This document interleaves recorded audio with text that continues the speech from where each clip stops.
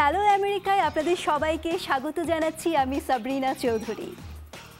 আশা করি সবাই ভালো আছেন। আমাদের অনুষ্ঠানের আজকের পর্বে আপনাদের জন্য নিয়ে এসেছি বিশেষ কিছু প্রতিবেদন। আজ থাকছে যুক্তরাষ্ট্রের নির্বাচনের বিভিন্ন দিক নিয়ে সাক্ষাৎকার, থাকছে আসন্ন নির্বাচনকে কেন্দ্র করে পাবলিক রিঅ্যাকশন, দেখবেন যুক্তরাষ্ট্রের প্রবাসী বাঙালিদের ঈদ উল আজহা উদযাপন, যুক্তরাষ্ট্রের প্রেসিডেন্ট নির্বাচনের আর মাত্র 3 দিন বাকি, বিজয়ের লক্ষ্যে উভয় দলই জোর নির্বাচনী প্রচারণা চালাচ্ছেন। এ প্রেক্ষাপটে নির্বাচন নিয়ে একটি সাক্ষাৎকার উপস্থাপন করছেন আহসানুল হক। আমেরিকার প্রেসিডেন্ট নির্বাচন নিয়ে আজ আমি কথা বলবো দুজনের সাথে। একজন হচ্ছেন ভয়েস অফ আমেরিকার ন্যাশনাল করেসপন্ডেন্ট জিম ম্যালোন এবং আরেকজন হচ্ছেন তানিয়া হোসেন, তিনি একজন সমাজকর্মী। প্রথমেই আমার প্রশ্ন জিম ম্যালোনের কাছে। Jim, welcome to our show. Thank you very much. The race looks very tight, at least according to the various recent opinion polls and surveys. Right. What do you think? Well, you know, under our system, we vote state by state. So there is a national vote tally, which is important, but you get elected by accumulating what we call electoral votes in the various states. That's based basically on population. Each state has a certain number based on the size. And what we're seeing is that say about 40 of the 50 states heavily lean one way or the other, toward one candidate or the other. So we pretty much know which states are going to vote where on election day, except for about 9 states. And we call these states the swing or battleground states.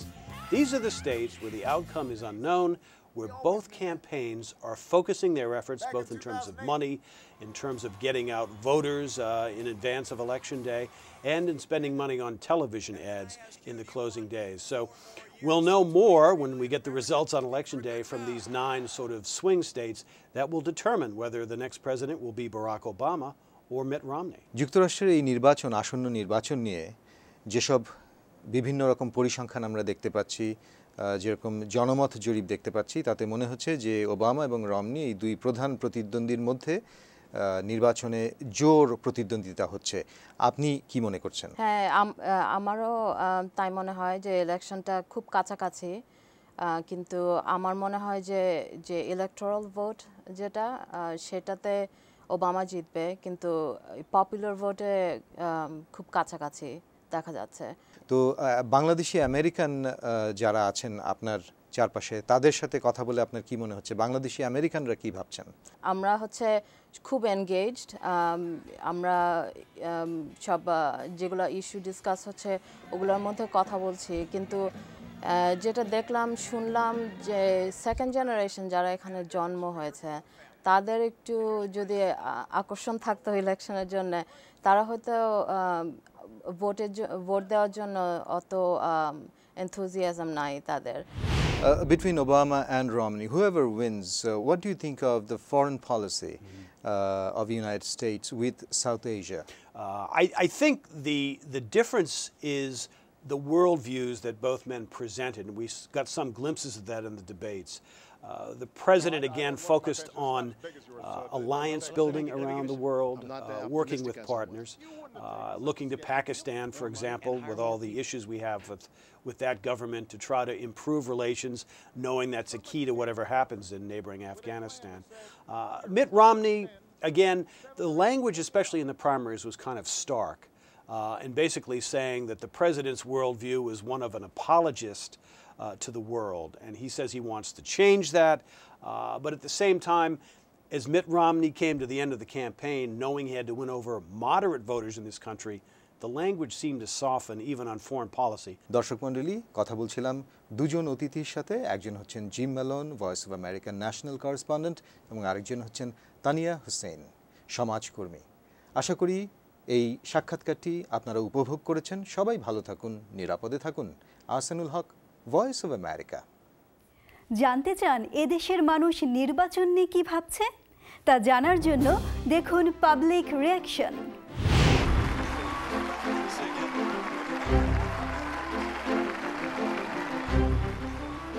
দাঁড়িয়ে আছি white হাউসের সামনে।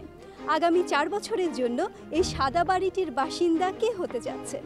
তা নির্ভর করছে যুক্তরাষ্ট্রের আসন্ন নির্বাচনের চূড়ান্ত ফলাফলের ওপর। এই নির্বাচনকে ঘিরে চারিদিকে ব্যাপক উৎসাহ উদ্দীপনা। 6 নভেম্বরের এই নির্বাচনের প্রাক্কালে আমি সাবরিনা চৌধুরী এবং আমার সাথে কারিনা চৌধুরী কথা বলেছি রাজধানীর মানুষদের সঙ্গে।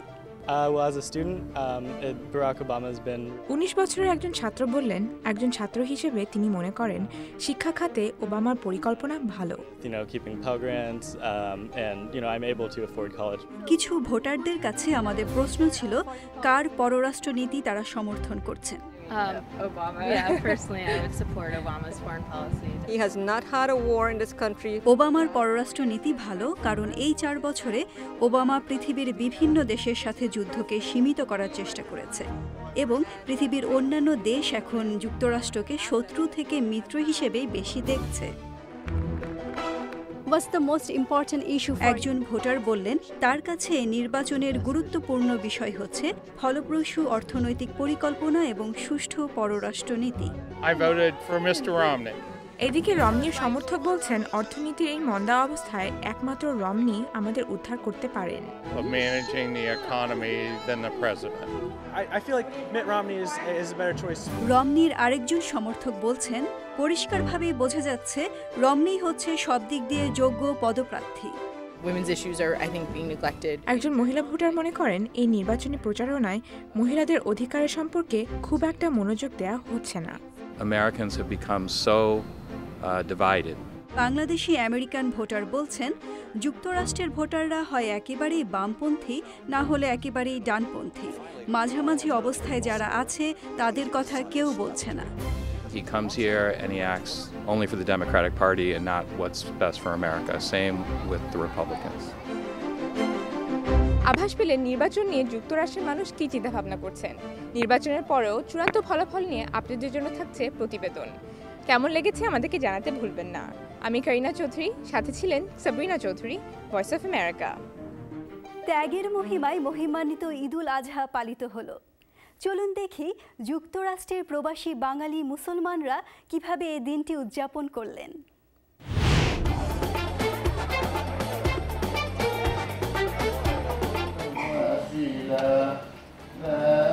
সারা বিশ্বের মুসলিমদের মতো যুক্তরাষ্ট্রের প্রবাসী বাঙালি মুসলিমদেরও ঈদ শুরু হয় সকালের নামাজ দিয়ে। চারিদিকে ছিল খুশির আমেজ। কিশোর কিশোরীরা নতুন জামা গায়ে ছিল আনন্দে উচ্ছল। কথা বললাম তাদেরই কজনের সাথে। হ্যাঁ, ঈদের নতুন জামা কাপড় যখন আম্মু কিনে দেয় ওগুলো পরি। নতুন জামা কাপড় কিনেছো? কয়টা কিনেছো? জয়িতা যে নাম্বার 1। আচ্ছা, তুমি কি করেছো? তুমি কি করবে আজ? আমরা মানুষের বাসায় ঘুরবো, তারপরে মানুষ আমাদের বাসায় আসবে ডিনারের জন্য আজকে। একজন বললেন বাংলাদেশের ঈদ এবং এদেশের ঈদের মধ্যে পার্থক্য কি? বাংলাদেশে যেরকম এনজয় করতাম এখানেও খুব ভালো এনজয় করি। সারাদিন রান্না বান্না করি, তারপর একজন আরেকজনের বাড়িতে যাই। বাংলাদেশে ঈদ আমরা অনেক মিস করি, এই জন্যই বাংলাদেশ অ্যাসোসিয়েশন অব আমেরিকার পক্ষ থেকে আমরা এখানে ঈদের আয়োজন করে থাকি, নামাজ আয়োজন করে থাকি, যাতে বাংলাদেশি কায়দায় বাংলাদেশের যে আনন্দ এবং হৃদ্যতা এবং অনেক ফুর্তি সেটা আমরা এখানে করতে পারি আর কি। ঈদ মানেই নতুন সাজসজ্জা, নতুন জামা। জানতে চাইলাম এই প্রবাসে থেকেও তারা কিভাবে দেশীয় পোশাক কিনছেন। বাংলাদেশি কাপড় চোপড় অনলাইনে কেনা যায়, সো বাংলাদেশ থেকে আরো ইজি, ট্রাফিক নেই, ভিড় নাই, দামাদামি করতে হয় না। আসলে আমার শাড়িটাই বেশি কেনা হয়, তবে সালোয়ার কামিজও না, সালোয়ার কামিজও কেনা হয়, দুটোটাই কেনা হয়, বা শাড়িটা আমি বেশি প্রেফার করি সব সময়। তো কদিন পরা হয়, মানে কদিন ঈদ করা হয় আপনাদের? ঈদ একদিনই করি আমরা, মেইন যেই দিন সেদিনই করি। ঈদের নামাজ শেষে অনেকেই পশু কোরবানি দিতে শহর থেকে দূরে খামারের উদ্দেশ্যে রওনা হন। ফার্মে ঢুকেই দেখি গরু, ছাগল, ভেড়া ঘুরে বেড়াচ্ছে। সেখান থেকেই যে যার মতো পশু কোরবানির জন্য নির্বাচন করছেন। ওদিকে কসাইখানায় কোরবানির মাংস তৈরি হওয়ার অবসরে ফার্মের লেকের ধারে পরিবার পরিজন নিয়ে অপেক্ষার সময় কাটাচ্ছেন অনেকেই। এবং আমাদের পরিবারকে নিয়ে, তো আমাদের এখানে যারা এখানকার বাচ্চারা এখানে জন্ম হয়েছে তারা দেখছে যে কীভাবে কোরবানি দেওয়া হয়। অনেককেই দেখা গেল এই শীতের সকালে ভাপা পিঠা বানাচ্ছে। আমরা দেখতে পেলাম বাঙালি মুসলমান ছাড়াও বিশ্বের অন্যান্য মুসলমানরাও তাদের পরিবার নিয়ে ফার্মে এসেছে কোরবানি দিতে। মরক্কো দেশীয় একটি পরিবারের এই মেয়েটি বলল, তারা প্রায় প্রতি বছরই এভাবে পরিবারের সাথে ফার্মে এসে কোরবানির ঈদ পালন করে থাকে। And so we slaughter it and then we take it home and eat it. We usually sometimes ফার্মে কোরবানি হয়ে গেলে রাতে বাসায় ফিরে আত্মীয় স্বজন সবার সাথে রাতের খাবার আমরা খাই।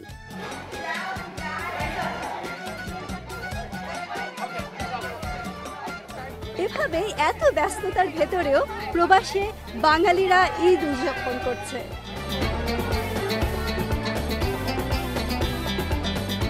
এই ছিল আমাদের আজকের হ্যালো আমেরিকা অনুষ্ঠান। কেমন লাগলো আমাদের অবশ্যই জানাবেন।